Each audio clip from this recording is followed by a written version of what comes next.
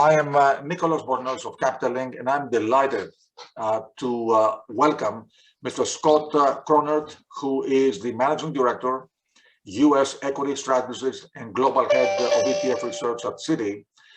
Scott is going to give us the traditional opening presentation for our forum, and it's a presentation that sets the landscape for the discussions that will follow, the background rather for the discussions that will follow. And his title is U.S. Equity Market Update and Current Geopolitical Landscape. So Scott, thank you for being with us, and the floor is yours. Nicholas, thank you so much, and it's great to be here, everyone. Good morning. So by way of introduction, Scott Chronert, I head up U.S. equity strategy here at Citi, and we'll have the next 20 minutes just to run through some views regarding the economic and U.S. equity market landscape for you. I'm going to go over to a screen share real quick and reference some slides. So you won't see as much as me, but hopefully you'll hear me and we'll be able to go through these the slide presentation. There's a lot here, more than can really be covered in 20 minutes. So I'll attempt to highlight it. Give me just 1 second.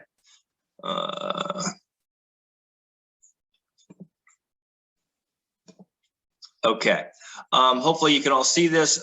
Basically, what I would start out with in terms of our view towards the U.S. equity markets is that we've had a fairly constructive view heading into 2022. The perspective was pretty straightforward. We know we're coming off of a really strong 2021 from both an economic recovery and earnings growth perspective on the heels of the 20 recession that was COVID related, as global economies were essentially effectively closed for a short period of time. We've been living with the aftermath of that ever since, and it would appear that we're going to be continuing to do so even before we got to the recent geopolitical circumstance.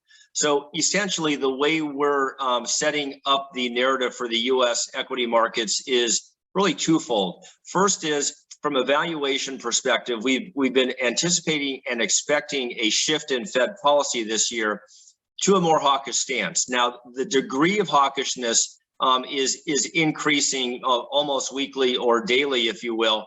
The Citi view is now an expectation for at least 200 basis points of Fed tightening this year, and potentially as much as 300. The timing of this is sort of evolving, if you will. Our view is that this keeps a valuation lid on the U.S. equity markets, essentially a multiple headwind, if you will, as rising rates are discounted into future growth projections. And in turn, what this does is turn the focus more specifically on earnings growth trends as the near-term driver for equities this year. To put context around this, for the S&P 500, we're carrying a 4,700 target as of now. This is predicated on earnings growth estimate for the S&P of roughly $226. When we revised up this number a couple of weeks ago, it was at that point below bottom-up consensus earnings. Even in recent weeks, we continue to see the consensus earnings outlook for the U.S. equity markets continue to work higher. So again, high-level takeaway here, valuation headwinds to persist. Within that, we think earnings growth becomes the important driver. What's so fascinating about the post-pandemic timeframe heretofore is that not only did we exit 2021 with very strong earnings growth, greater than 40% for the S&P 500, we also saw record margins for many areas of the S&P from an EBIT margin perspective. So the point I would make here is that as we've gone through the first year of rising inflation, the read-through to corporate earnings has actually been fairly constructive as companies sort of across the landscape have been in position to capitalize on full pricing, if you will, as a means of offsetting some of the supply chain constraints. In the meantime, we're encouraged that backlog builds will gradually set up for more visibility of earnings growth probably in the intermediate term. We still think that we have to be wary of earnings growth trends as we move into the second half of this year and 2023. And we're watching an inflection in earnings growth as a key harbinger of economic and market direction as we move later into the year. But for now, we're still looking at what we're going to call a moderately constructive perspective. The valuation discussion comes in frequently, and here we think we're essentially identifying, as I alluded to earlier, a bit more of a mixed picture.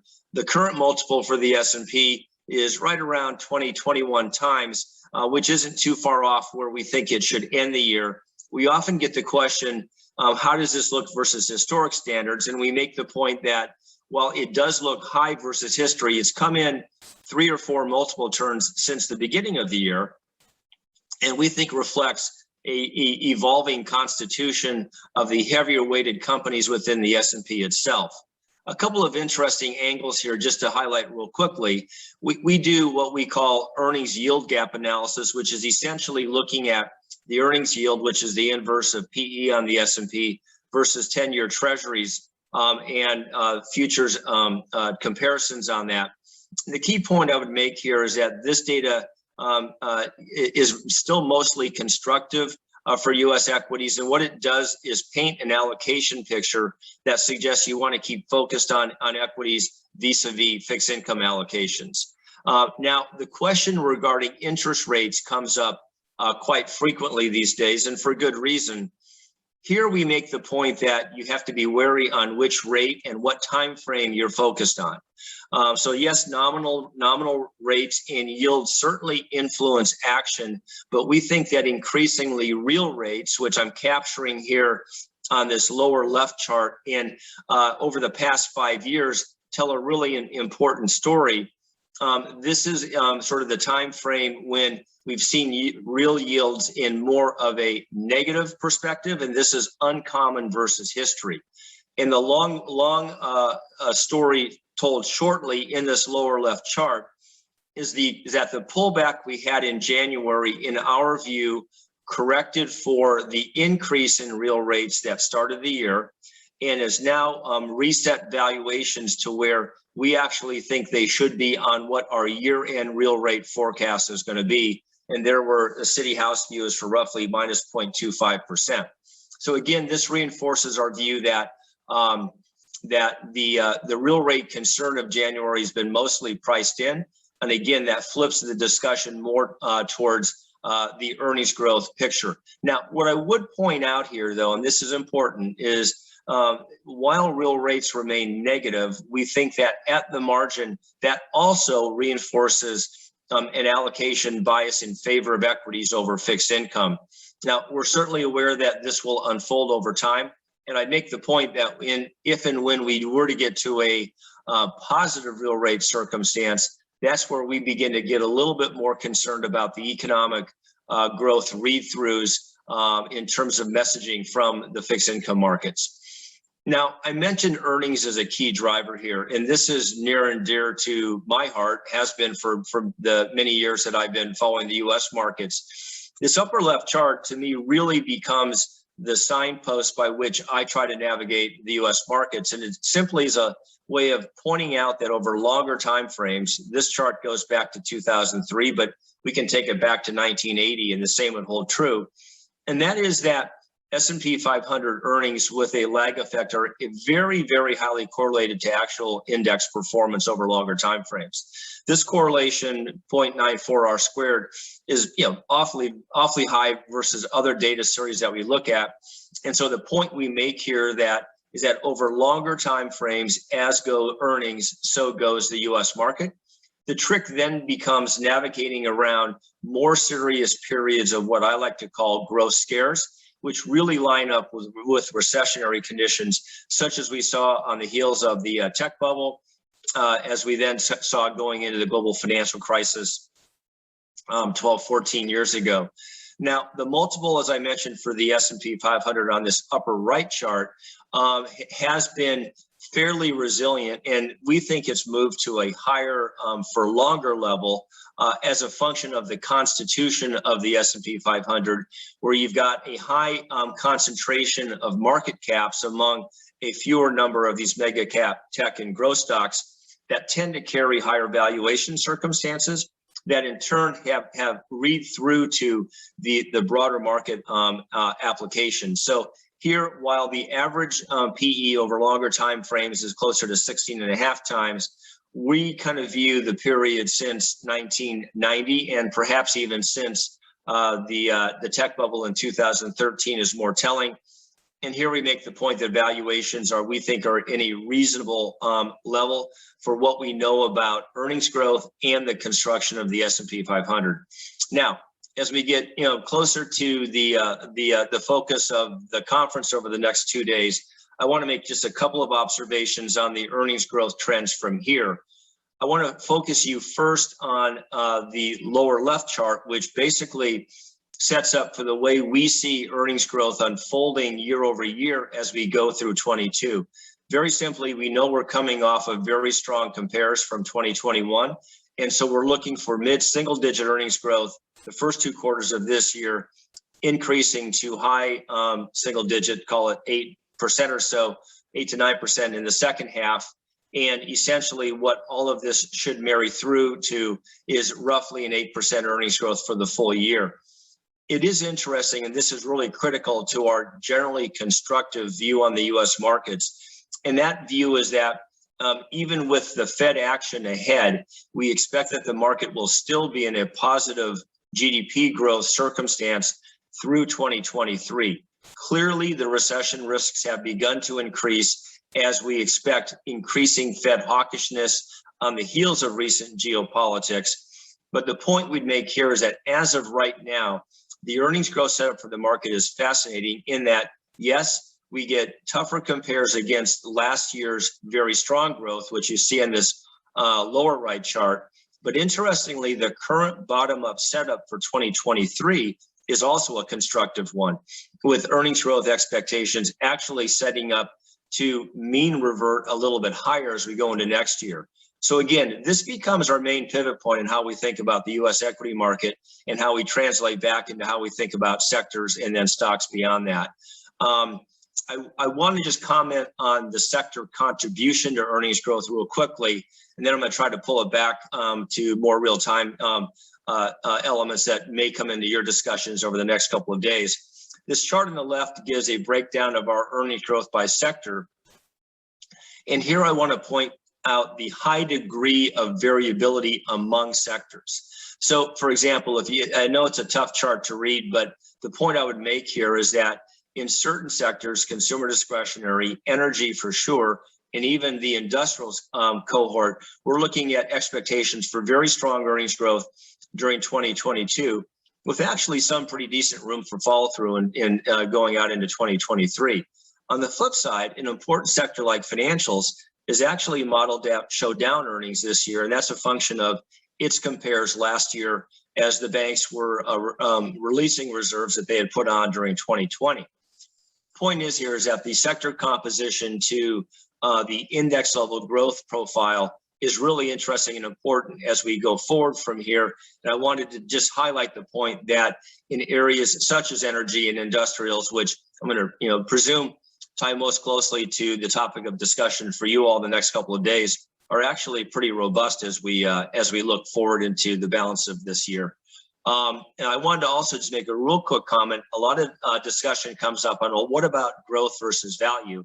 And here our key message would be that if you look at the S&P 500 value index, it's actually positioned to continue with this post-COVID recovery theme and show stronger earnings growth this year than the S&P 500 growth index will. Again, that reverses next year. And that's why part of the reasons why we favored value as a style positioning headed into 2022. We continue to argue that's the case. We do expect, though, to transition away from value as the year unfolds. Whether it's back to growth, a little bit unclear at this point. That's certainly in the discussion. But we've been using a quality framework for assessing individual company opportunities where you marry, if you will, stronger consistency of earnings growth with profitability and debt metrics that we think provide some element of pricing power in a high inflation world at the same time that you're looking at strong balance sheet metrics to marry it. Now, I want to just, in the interest of time, keep moving pretty quickly. The topic of discussion on inflation comes up. And here our point is that, if I get to the charts real quickly, is that the inflation outlook from our perspective is certainly an issue that we want to be wary of. It does, however, support earnings in the near term, as again, companies that are supply chain constricted have been able to deliver merchandise closer to full price. And so we're keeping a very close eye on end pricing inflation. And we absolutely think that this year we shall probably see wage inflation pick up to catch up with where prices are. And rising wages are in our view, a necessary condition of gradually improving supply chain issues. This upper right chart in the 2s to 10s year break even is fascinating. And this is an important element to keep an eye on. And that is very simply that for the post-GFC timeframe, we've been living in a world of Fed accommodation where the point is that the Fed has been trying to engineer inflation in a way where 2-year inflation metrics have always been below that of 10-year. That shifted a year ago as the Fed began to respond to or begin to respond to the pickup inflation that we saw literally a year ago at this time. And over the past year, we're now seeing shorter term inflation metrics resonate higher than longer term. And we think this is what's stoking the Fed narrative at this point, that they have to at some point switch gears from having to provoke inflation over the past decade to now trying to rein it in a little bit. Getting to sectors real quick, I want to just make a quick point here in my remaining 3 minutes, that in terms of our key recommendations, we have been overweight from an industry group perspective, many industry groups, including capital goods. And this plays into our broader sector profile, where we are overweight consumer discretionary, financials, healthcare, industrials, and materials. And we've been underweight the tech complex along with communication services and staples since last November, which has kind of been directionally accurate. Energy, we've remained market weight on, along with real estate and utilities. Here I'd make the point that from an overweighting perspective, we've tried to lead with economic sensitive opportunities within the financials, industrials, and more recently materials segment. Consumer discretion has been a little bit more of a contrarian call. So it turns out this has been sort of the outlet, if you will, for concern over rising energy prices. And that sector has been under the most pressure so far this year. But we think there are a lot of interesting stock-specific opportunities embedded within it.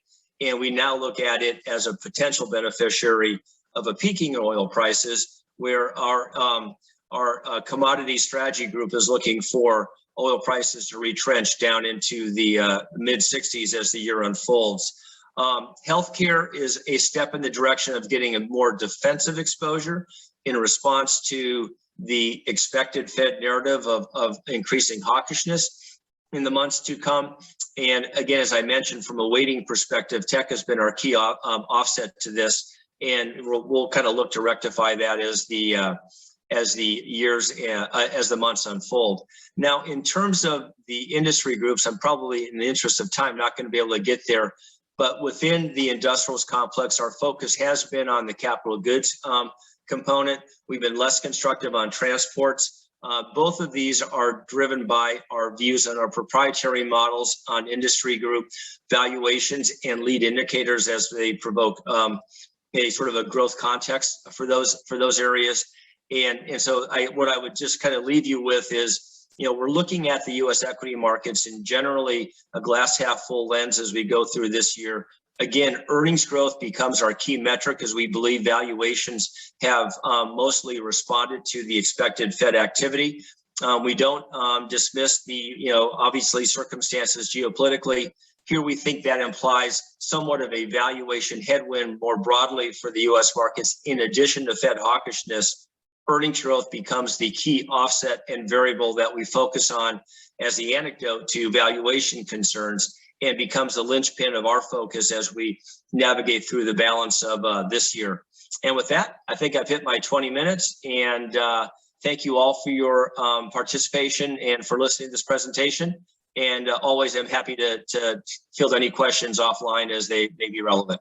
Nicholas, back to you.